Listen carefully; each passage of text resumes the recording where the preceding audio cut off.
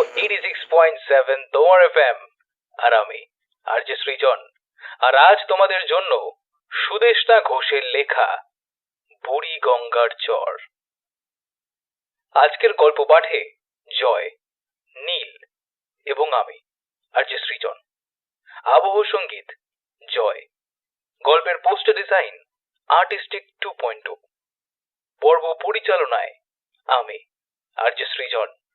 তো শুরু হচ্ছে আজকের গল্প, সুদেষ্ণা ঘোষের লেখা বুড়ি গঙ্গার চর। ও গোপালদা, বলি মাছ ধরতে যাইবা না? সামনে মাইয়াডারে বিয়া দিমু। বিয়াই বাড়ি কুটুমদের ভালো কইরা না আদর যতন করতে পারলি কি হইবে? আজ রাইতে চলো, গঙ্গায় শুনলুম বড় বড় ইলিশ আইছে এখন। চলো না গো। রামরতন হালদার কথাগুলো বলল তার সামনে বসে থাকা গোপাল সমাদ্দারকে। গোপাল সমাদ্দার লুঙ্গিটাকে হাঁটু অবধি তুলে চোখ বুজে উবু হয়ে বসে বিড়ি টানছে। এই সময়টা এমনভাবেই বসে বিড়ি টানে সে। তার কালো কালো দুটো পা বাইরে বেরিয়ে আছে। পায়ের পাতার বেশ কিছু জায়গায় জল বসে বসে কেমন হেজে গেছে। পায়ের নখগুলো অনেককাল আগেই ক্ষয়ে কালো হয়ে গেছে গোপালদার। বছর 50-এর গোপাল সমাদ্দারের সে সমস্ত দিকে তাকানোর সময় বা ইচ্ছে কোনোটাই আর নেই। শরীরে যা হয় হোক, তাছাড়া গরিব জেলের হাত পা অমন হেজে যায়, ওসব নিয়ে ভাবলে চলে না। সময় পেলেই মদ বিড়ি আর নয়তো নৌকো নিয়ে বেরিয়ে পড়ে মাছ ধরতে। এভাবে দিব্যি দিন কেটে যাচ্ছে গোপাল সমাদ্দারের। রামরতন হালদারের কথা শুনে শেষ হয়ে আসা বিড়িটাকে চটির তলায় ডলে দিয়ে গোপাল সমাদ্দার বলল,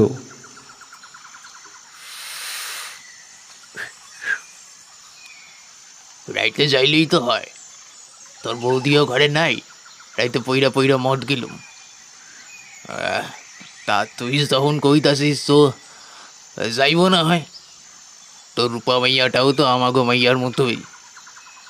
আজকে আমার ছোট্ট খুগিটা বাইসা থাকলেই ওরেও বিয়া দিতা গিয়া আমার সব খরচা হয়ে যেত। কথার শেষের দিকটা হাসতে হাসতে বললেও রামরতন জানে গোপালদার এই জায়গাটা বড় ব্যথার জায়গা। গোপালদার একমাত্র মেয়ে সোনাই মারা গেল বেশ কিছুদিন আগে। তখন তার বয়স ওই মাত্র 8 বছর হবে। সাপে কামড়েছিল সোনাইকে। নদীর চরেই শুশুনির শাঁখ তুলতে গিয়েছিল সে। মেয়েটা বড় কাঁকড়া খেতে ভালোবাসত। যখনই রামরতন কাঁকড়া ধরত, 4টে করে কাঁকড়া সোনাইকে দিত সে। সোনাই আর রূপা প্রায় সমবয়সী। দুজনেরই বাল্যবেলা থেকে বন্ধুত্ব ছিল, কিন্তু উপরে ভগবানের যে কি বিচার সেটা তিনিই জানেন।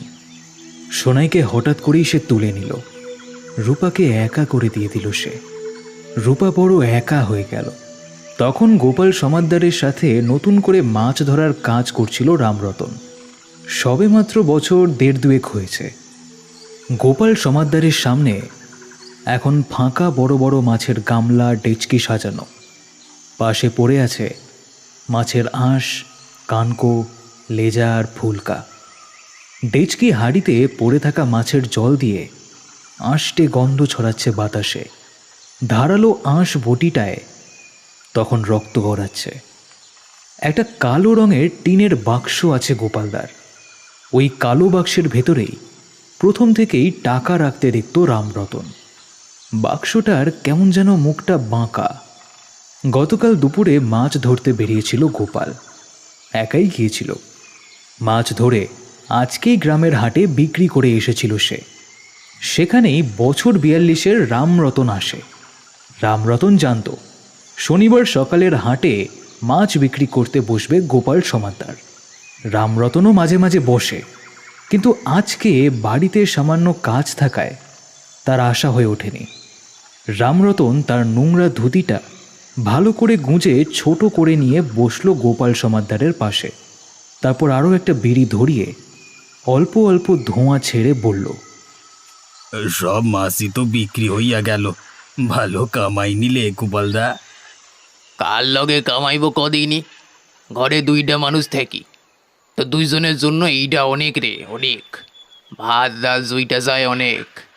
মাঝে মধ্যে মাছ তুলে দিই তোর বৌদি রাতে, বেশ রাইতেছে। তা কখন যাবি মাছ ধরতি? তুমি কও কখন যাইবা? আমি কইছিলাম সন্ধ্যার দিকে হলে সইল। বুড়ি কঙ্কার চইলে ভালো ভালো ইলিশ আইছে। ও বাবা, কিন্তু ও নদী যে বড় খ্যাপাগা, কখন কখন বান ডাকে কওয়া যায় না। ওপরে পাড় ভাঙছে বড় বড়, মাথায় পড়লি না শেষ এক্কেরে। রামরতন তার বিড়িটা আরও বেশ কয়েকবার ফুঁকে নিয়ে বলল, আমাদের তো জলে জলই সব কাজ কাম, ডর লাগলে হইবে কেমনে? তাছাড়া এখন টাকা পয়সা চাই।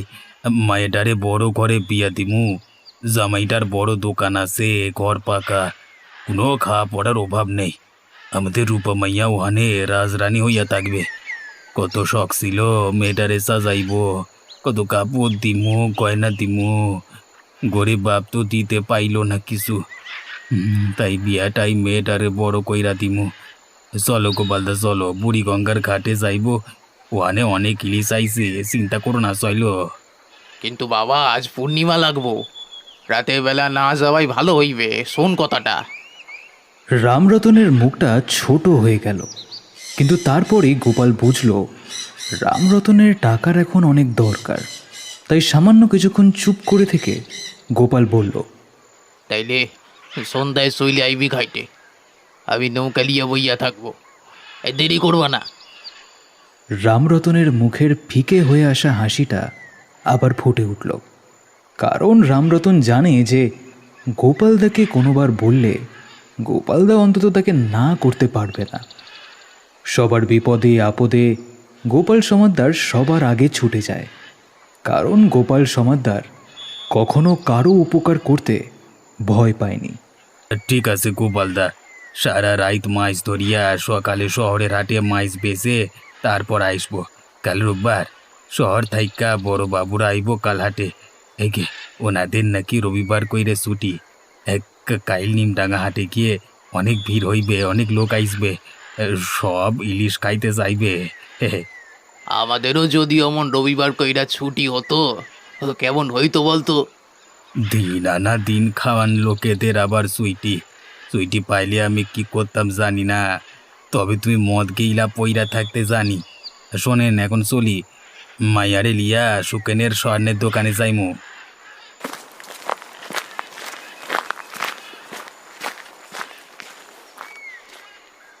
নোংরা ধুতি পরা মাঝবয়সী রামরতন হালদার উঠে চলে গেল। রামরতনের গায়ের রং শ্যামলা, এই বয়সেই মাথায় অনেকটা টাক পড়ে গেছে, তবে এখনও 7 জন মানুষের কাজ একাই সে করতে পারে। শরীরে অসীম শক্তি ধরে সে।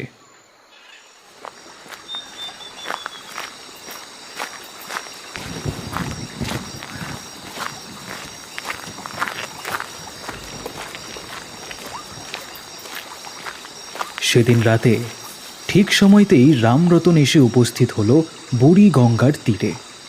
সন্ধে থেকেই আকাশের অবস্থা ভালো নয়। সন্ধ্যের দিকে ঝিরিঝিরি করে অল্প বৃষ্টিও পড়েছিল।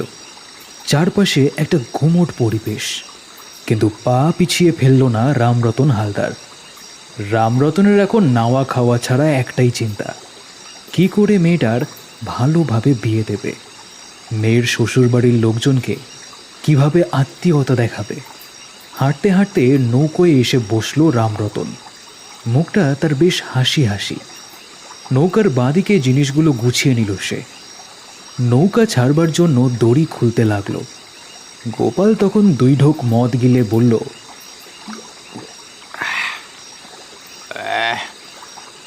আকাশের অবস্থা তো ঠিক লাগতেছে না। আরে এত দূর যাওয়া কি ঠিক হইব? রামরতন নৌকার ওপর উঠে দাঁড় বইতে বইতে বলল, মেয়েটারে বিয়ার লগে স্বর্ণের দোকানে টাকা রাইকা আইছিলুম, ওরে 2 হাতে 2খান বালা দেব। আমার মাইয়াটার খুব শখ বালা পরবার, পয়সার বড় দরকার।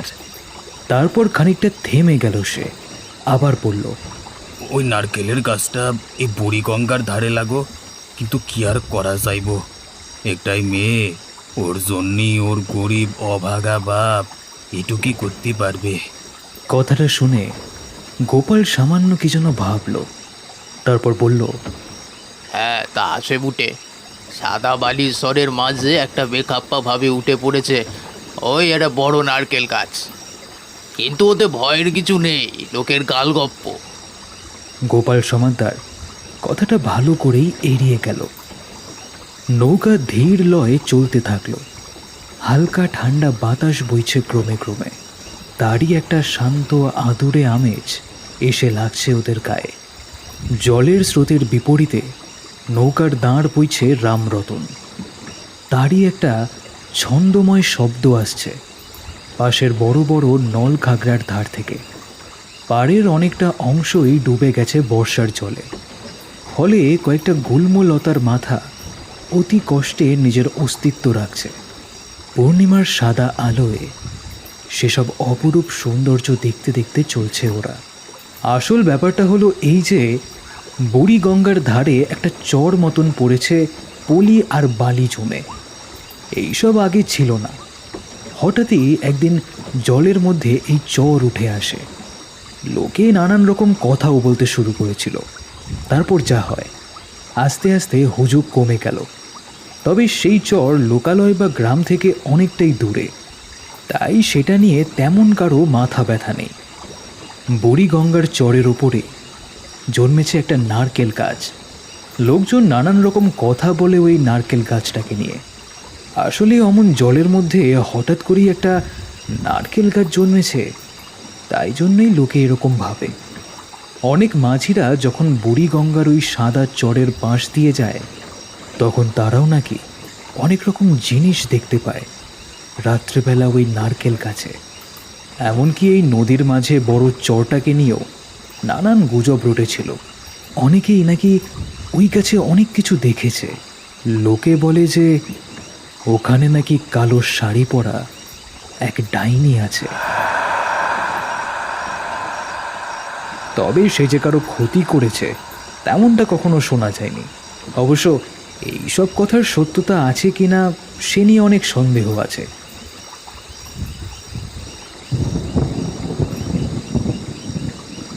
আকাশের দিকে তাকিয়ে গোপাল সমাদ্দার দেখল সেখানে বিন্দু বিন্দু কালো মেঘ জমেছে। পূর্ণিমার গোল থালার মতন চাঁদটা আস্তে আস্তে যেন ঢেকে যাচ্ছে ওই কালো মেঘে। রামরতন লণ্ঠনটা নৌকোর উপর রেখেই তার কাপড়ের ঝোলা থেকে বের করে আনলো কিছু শুকনো রুটি, সাথে তরকারি। তারপর দুটো রুটি আর তরকারি গোপালের হাতে দিয়ে বলল, খাইয়া নাও, খাইয়া নাও। আমি জানতাম তুমি না খাইয়া আসবে না। আমি আবার তোমার লিগে নিয়ে আইলাম। রাতে খাইতে খাইতে পৌঁছা যাইব। তারপর এই যে মাছ দাইরা সোজা হাটে পকেট ভরে টাকা নিয়ে তারপর আইব।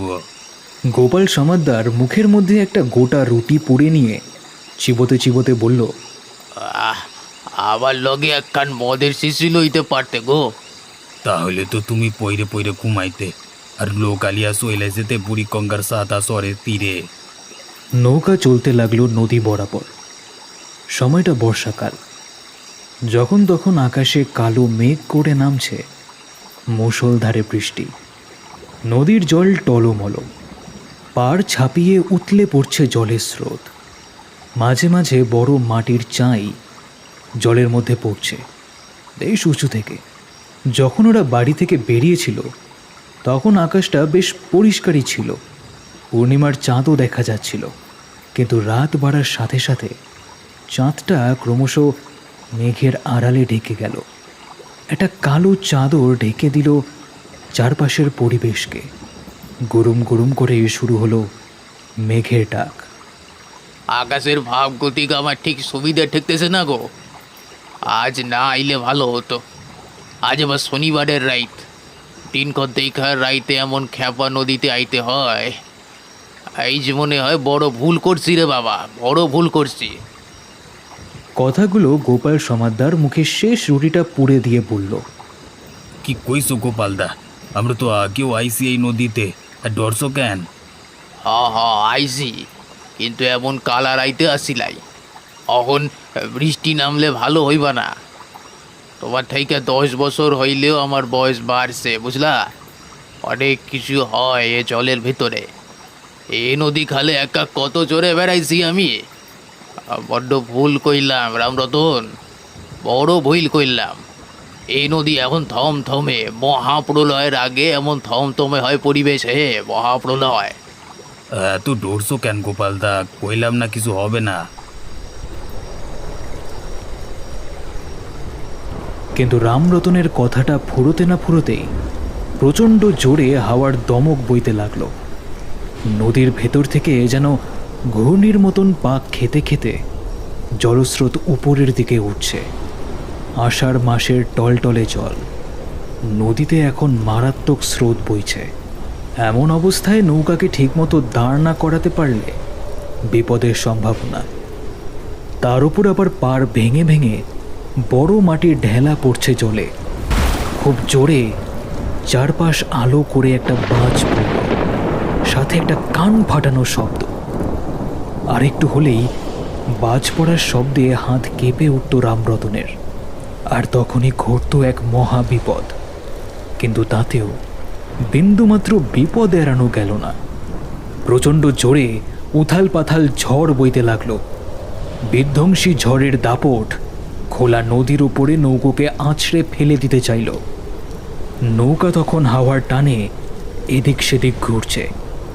হাল কিছুতেই ঠিক করে রাখা যাচ্ছে না তার। এটা কি হচ্ছে গা গোপালদা? নদী হঠাৎ করে এমন ধারা খাইপা গেল কেন? রামরতনের গলায় স্পষ্ট ভয়ের ছাপ।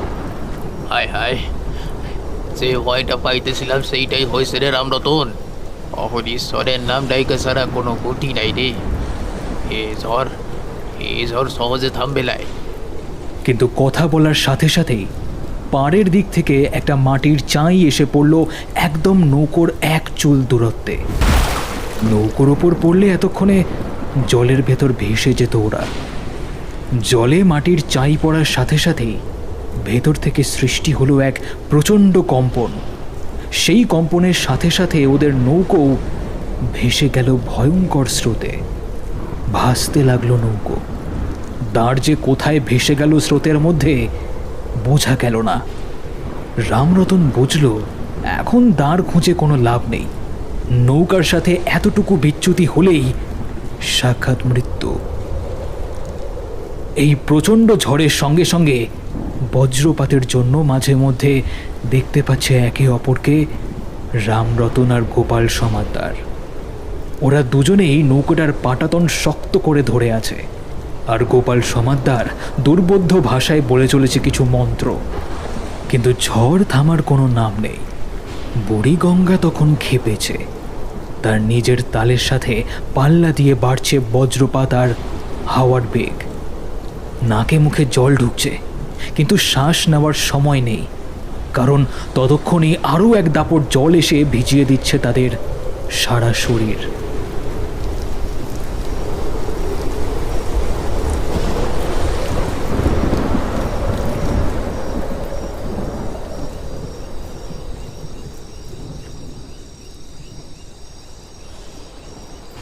কতক্ষণ যে প্রাণ হাতে করে এইভাবে ওরা ছিল ওরা জানে না। ধীরে ধীরে ঝড় বৃষ্টি থেমে গেল। আর এক প্রকার জলে ভাসতে ভাসতে তারা গিয়ে পড়ল একটা চরে। চারপাশটা অন্ধকার। কোনো জনমানব তো দূরের কথা, কোনো পশু পাখিরও চিহ্ন নেই সেখানে। প্রচণ্ড জলের দাপটে গলা, নাক, মুখ সব জায়গায় জল ঢুকে গেছে। চরের ওপর আছড়ে পড়ে ওরা বেশ কিছুক্ষণ শ্বাস নিল, নিজেদের একটু ধাতস্থ করল। ততক্ষণে ঝড় বৃষ্টি একদম থেমে গিয়ে আবার আকাশে পূর্ণিমার চাঁদ ফুটে উঠেছে। চারপাশ আবার যেন আগের মতোই নিস্তব্ধ এবং নির্জন, শান্ত। যেন এতক্ষণ কোনো ঝড় বৃষ্টি কিছুই হয়নি। সেসব যেন নেহাতি মনের ভুল। ওদের মনে হলো যে নদীর ওই সামান্য অংশেই যেন শুরু হয়েছিল ঘূর্ণন, আর তার দাপটেই সব কিছু এদিক ওদিক আছড়ে পড়েছে। রামরতন কিছুক্ষণ ধাতস্থ হয়ে তারপর হাঁপাতে হাঁপাতে বলল, গোপালদা, এইটা কি হইল কত? ওটুকু সময়ের লগে অমন তেজ জলের কখনো দেই নেই তো। এত জম্ম জলে বিলে ঘুইলাম, আবার এ সরে পড়তেই কেমনে বৃষ্টি ঝড় তাণ্ডব সব থাইমা চাইলো, দেখো না। গোপাল সমাদ্দার স্তব্ধ হয়ে বসে আছে। তার মনে প্রবল ভয় বাসা বেঁধেছে। কিসের ভয় সেটা গোপাল সমাদ্দার নিজেই একমাত্র জানে। রামরতনের কোনোভাবে জানা সেটা সম্ভব নয়। গোপাল একবার চারপাশ তাকিয়ে নিল, ভালো করে পর্যবেক্ষণ করলো চরটাকে। দূরে সেই নারকেল গাছটা রয়েছে। বুকের ভেতরটা ধক করে উঠল তার। যেটার ভয় সে পেয়েছিল সেটাই হলো। ভাগ্যের ফেরে আজ তাকে এই চরেই আসতে হলো। নিজের অজান্তেই কতকটা ভুল করেছিল গোপাল সেদিন। সব ভুলে যেতে চেয়েছিল সে। সে সে জীবনটাকে এমন চায়নি, কিন্তু সামান্য ভুলে তার জীবনটা আজ এমন হয়ে গেছে। সে আজকে এই চরে এসেছে, না জানে কত বড় সর্বনাশ অপেক্ষা করছে তার জন্য। কিন্তু সে নিজে হলে হয়তো এত ভাবনা করতো না। আজকে যে তার সাথে রয়েছে রামরতন। গোপালদা, ও ওটাই তো ভূতরের নারকল গাইস গো।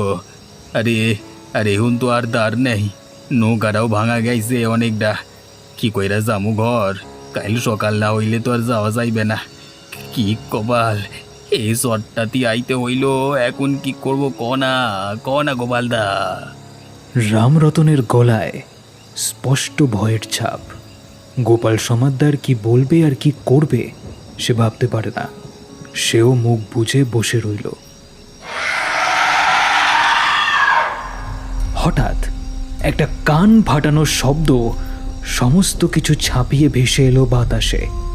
সাথে সাথে গড়গড় দাঁতে দাঁত ঘষার একটা তীব্র শব্দ। রামরতন শব্দটা শুনে আঁতকে উঠল আর লাফিয়ে এলো গোপালের দিকে। কোনো মহিলার কণ্ঠস্বর। কেউ যেন প্রচণ্ড রাগে চিৎকার করলে যেমন শব্দ হয়, ঠিক তেমনই এই শব্দ, সাথে একটা গড়গড় আওয়াজ। স্তব্ধ হয়ে বসে রইল ওরা দুজন। গোপাল সমাদ্দার যেন এটারই অপেক্ষা করছিল। আজকে তার ভাগ্য যেন তাকে সব দিক দিয়ে মারতে চায়। এই শব্দ গোপাল সমাদ্দারের চেনা, আর এই শব্দের ভয়ঙ্করতাও সে খুব ভালোভাবে জানে। আওয়াজটাকে লক্ষ্য করে দুজনের চোখের দৃষ্টি সোজা গিয়ে পড়ল নারকেল গাছের মাথার উপরে। সেখানে যা দৃশ্য ফুটে রয়েছে তা দেখলে যে কারোরই পিলে বন্ধ হয়ে যাওয়ার জোগাড়। ওরা দেখল নারকেল গাছের মগডালের পাতার সাথে ঝুলে রয়েছে একটা দীর্ঘ কালো অবয়ব। তার পা দুটো উঁচু করে রাখা রয়েছে নারকেল গাছের পাতার সাথে, আর পুরো শরীরটা ঝুলছে নিচের দিকে।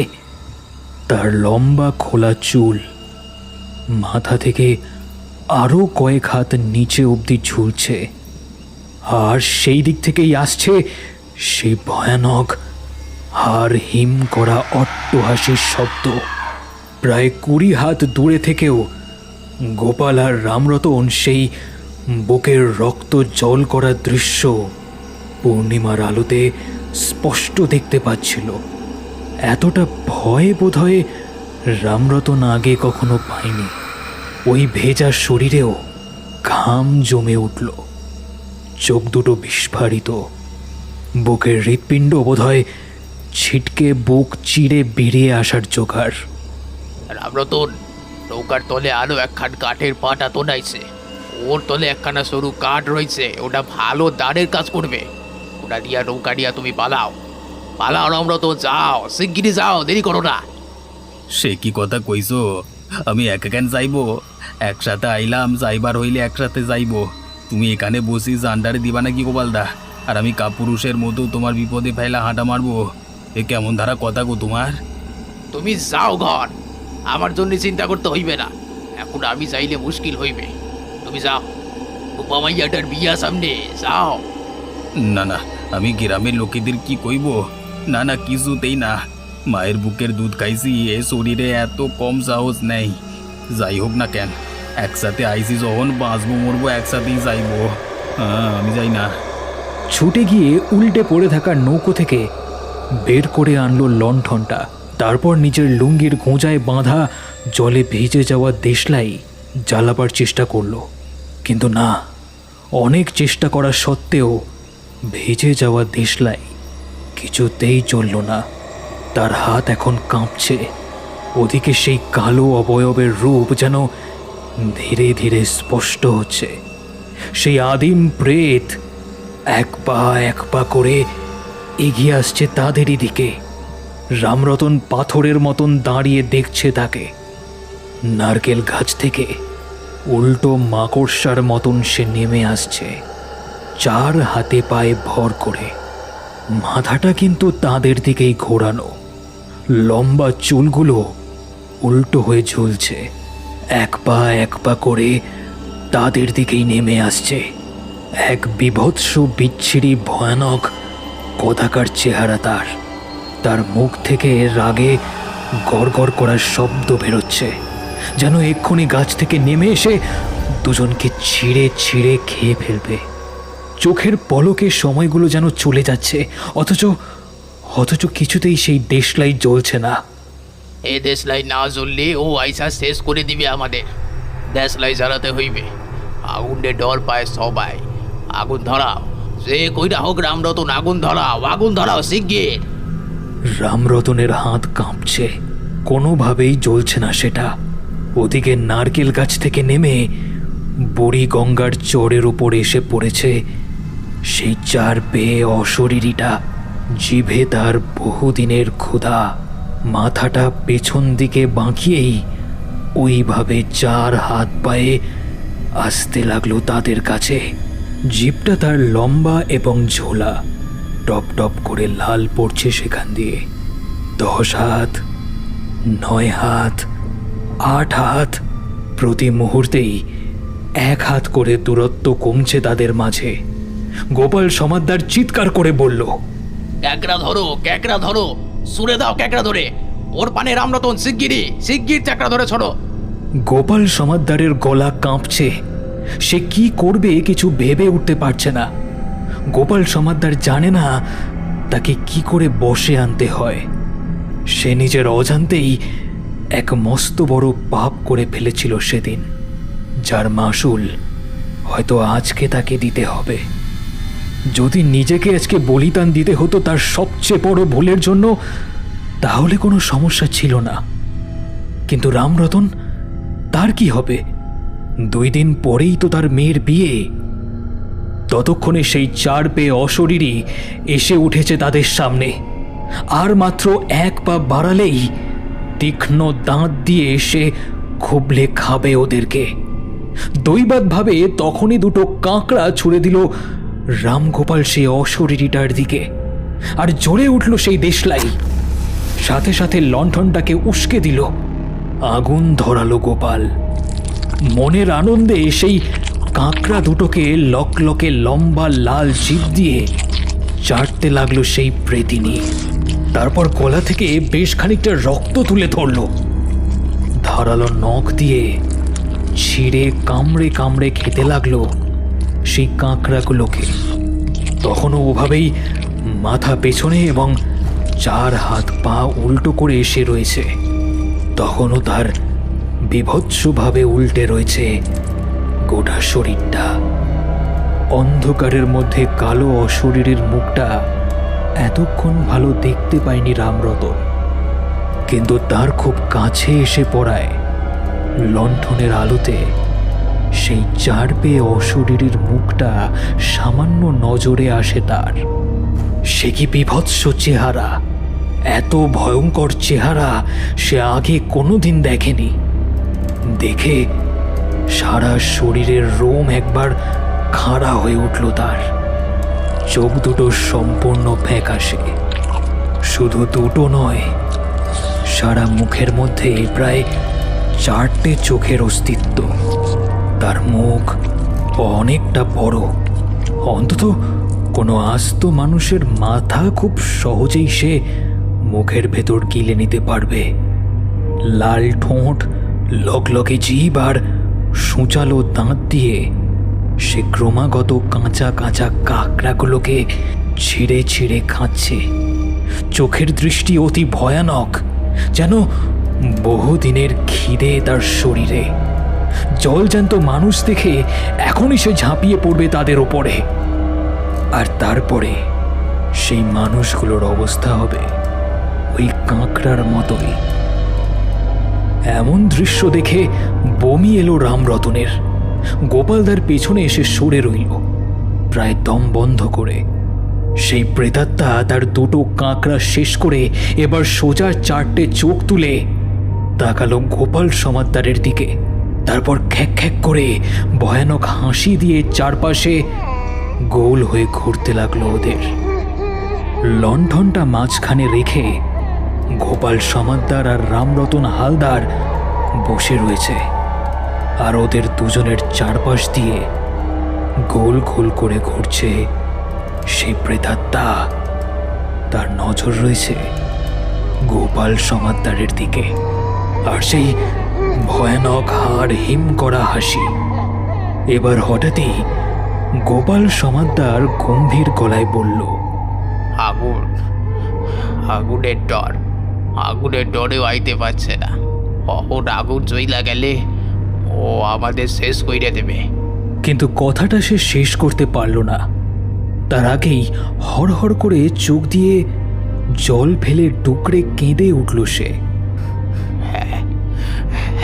আমার জন্যে, আমার জন্যে আজকে, আজকে সব আমার জন্যে।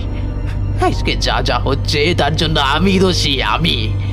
এ গোপাল সমাদ্দার, আমার বাইরে দে তুই। শোনাই, শোনাই রে, আমার বাইরে দে তুই।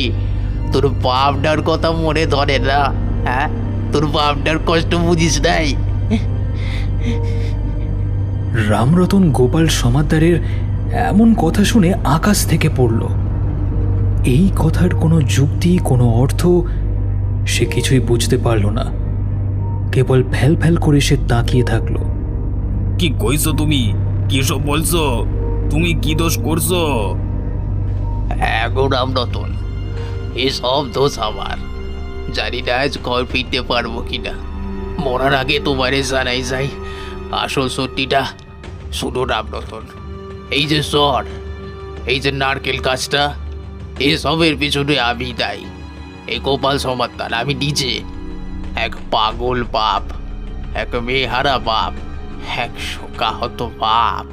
যখন মেয়েটার কপালে চুমু খাইয়া ওরে কবরে দিতেছিলাম, তখন এক বাপের যে কত বুক ফাটে, সে কষ্ট বুক বইটা কওয়া যায় না গো রামরতন। এমন কষ্ট যেন কোনো বাপের না পাইতে হয়। ফুটফুটে মেয়েটাকে দাহ করা হয়, দাহ করা হয়নি গো, নদীর ধারে পুইতা দিতে হলো। এ তুই হাত দিয়া মাটি চাপা দিছি আবার সোনাইয়ের ফর্সা মুখটার ওপরে। বারবার মনে হয়েছে দম বন্ধ হয়ে যাইতেছে আমার সোনাইটার। অন্ধকারে বড় ডরছে। আমি বাপ হয়ে আমার মেয়ের লাশ কাঁধে নিয়েছি। কি বুকের জ্বালা রামরতন, তুমি বুঝবা না রামরতন, তুমি বুঝবা না। ঘরে আইসাও পারছিলাম না, কি কইরা থাকবো রে সাইরা। বাপ তো গো, পাগল হইলে মেয়ে মরলে বাপের মাথা ঠিক থাকে না গো। ছোটবেলায় ঠাকুরদা কিছু তন্ত্র শেখাইছিল, সেই সব বইপত্র খুলে পড়লাম। কি কইরা লাশকে জাগানো যায়, জানা যায় তার মনের কথা। একদিন রাইতে সবাই ঘুমায় গেলে কবর খুঁড়ে মাইয়াডারে তুলে আনি নৌকায় বসায়। বুড়ি গঙ্গার মাঝে নির্জন শান্ত জায়গায় আসি। একটা ছোট্ট শহর ছিল, ও তখন কেবলই একটা ধারে। ওইখানে ভাবলাম মেয়েটারে রাখবো, রোজ এসে দেহা কবর বাস এনে দেব, দুটো কথা কইব। ওই উদ্দেশ্যে মন্ত্র পড়তে লাগলাম সেই বইয়ের থেকে। কিন্তু বড় ভুল করছিলাম সেদিন। যে সইলে গেছে তার আত্মার মুক্তি পাওয়াই ভালো, নইলে আত্মার বড় কষ্ট হয়। সেই কয়দিন এই দুনিয়ায় সে আছে, সে বড় আপনজন। এই দুনিয়া চাইলে সে বড় সত্তর। তখন বুঝেছিলাম সেইটা। সেদিন মন্ত্র শক্তিতে আমি আমার সোনাইয়ের আত্মাকে ডাকছিলাম, কিন্তু তার মৃত শরীরে তাকে আর প্রবেশ করাতে পারি নাই। তাকে বাইরে মুক্ত করে ছেড়ে দিলে সে সবার প্রথমে আমাকে হত্যা করত, তারপর ওর পরিবারে, তার সমস্ত গ্রামের লোককে, সকলরে। ওর আত্মা প্রচণ্ড ভয়ানক হয়ে ক্ষতি করতো সারাটা দুনিয়ার লোককে। সেখানে হয়তো মহা বিপদ। কিন্তু মাথায় না ভাইবেই আমি মন্ত্র বলে ডাইকা নিলাম আরও এক অপশক্তিকে। সেই অপশক্তিও চরম ভয়ানক। নাম হলো হলকাটি। ভূতেদের মধ্যে সবচেয়ে বড় আর রকচটা। তার একটা হুঙ্কারে সরাই যাইতো আগুনের হলকা। সেই হলকাকে আমি ডাইকি। সে আমার সামনে আইসেও প্রায় 3 দিন ধরে যজ্ঞ করে আমি তারপর আমার মেয়ে সোনাইয়ের আত্মা স্থাপন করি ওই শয়তান হলকার শরীরে। পাগল বাবা, আমি বুঝি নাই সে শয়তান আত্মার পাশাপাশি আমার মেয়ের আত্মাও বাস করে তার শরীরে। সেই শয়তান একটু একটু করে আমার সোনাইয়ের আত্মাকে নিজের মধ্যে আইনে তিলে তিলে শেষ করে। আরও শক্তিশালী হয়ে 2 আত্মা মিলিত হয়ে, প্রচণ্ড শক্তিশালী সেই 2 আত্মা মিলিত হয়ে জলের মধ্যে শুরু করে মহাপ্রলয়। তার জন্যই তৈরি হয় ঝড়। আমি বুঝতে পারি আমি কত বড় ভুল কইরা ফেলেছি নিজের অজান্তে। কোনো উপায় না দেখে আমি এই নারকেল গাছকে স্থাপন করি। তারপরে নির্দিষ্ট স্বরে গন্ডিক কাইটা এইটুকু এলাকার মধ্যে বেঁধে রাখি সেই শয়তানকে। কিন্তু হায়, আমি আমার মেয়ের লগে কেবল দেখা করতে চেয়েছিলাম, কিন্তু তা তো হইল না। পুরা শরীরেই আমার সোনাইকে লুকিয়া আসে রইছে। আমার সোনাইয়ে মাঝে মধ্যে দেখতে পাই। তোমরা জানোই না, আমি হপ্তায় হপ্তায় আসিয়ে চলে মাছ কাঁকড়া ছুঁইরা দিই। মেয়েরা আসে, কথা কয়, হাসি দেয়, কিন্তু সামান্য সময়ের জন্যই। তারপরই আইসে ওই অপশক্তি। আমি সরে নৌকা ভিড়াই না। এ প্রেত চর সাইরা আইতে পারবে না। রামরতন দেখতে পেল গোপাল সমাদ্দারের 2 চোখ ফেটে গড়গড় করে জল নামছে। এই দুনিয়ায় দুঃখ বড় ছোঁয়াচে রোগ। নিজের রূপার মুখটা কল্পনা করতে করতে রামরতনেরও 2 চোখ থেকে জল বেরিয়ে এলো। গোপাল সমাদ্দার তখন 2 হাঁটু মুড়ে বসে কাঁদতে কাঁদতে বলল, এই অভিশাপ খণ্ডানের জন্যই আমায় যাইতে হবে। যে একে আনে সে যখন সে থাকবে না, তখন উভয়ের আত্মার মুক্তি ঘটবে। আমি চাই আমার সোনাই আমার জন্মাক, আমার ঘরেই জন্ম নিক। পরে জন্মে যদি বাপ হই, তাইলে আমার সোনাইয়েরই হইব। তুমি সইলে যাও। আমার সোনাইয়ের জন্য 1 জোড়া কানের দুল রাখছিলাম, ওইটা রূপাবাকে দিস রে বিয়াতে। হ্যাঁ, আমি জইলি। কোনো কথা না শুনে, রামরতনের কোনো রকম বায়না না শুনে সামনের দিকে সোজা হেঁটে চলে যায় সেই পেতনের দিকে। তারপরের দৃশ্য আর কোনোভাবেই চোখে দেখতে পারে না রামরতন। চোখটা অন্যদিকে সরিয়ে নিয়ে কাঠের পাটাতন বের করে লণ্ঠনকে মাঝখানে রেখে দ্বার বইতে থাকে সে। সাথে করে এসেছিল অবশ্য গোপাল সমাদ্দার। একমাত্র তার মেয়ের বিয়ের খবর শুনেই সে এসেছিল। এতটা ঝুঁকি নিয়েছিল সে। দূর থেকে যেতে যেতে রামরতন দেখতে পেল সেই চরটা যেমন অদ্ভুতভাবেই উদয় হয়েছিল, ঠিক সেইভাবেই কোথায় যেন মিলিয়ে গেছে। দুদিক থেকে হুড় হুড় করে জল এসে পড়ছে সেই সাদা চরে। আর নারকেল গাছটা কোথায় যেন অদৃশ্য হয়ে গেল নিমেষে। তার চোখের জল কখন যে বুড়ি গঙ্গার নদীতে মিশে গেছে খেয়াল করেনি রামরতন। কেবল তার মেয়ের মুখটা বারবার করে ভেসে উঠছিল, তার কোলের ছোট্ট আদরে মেয়ে রূপা।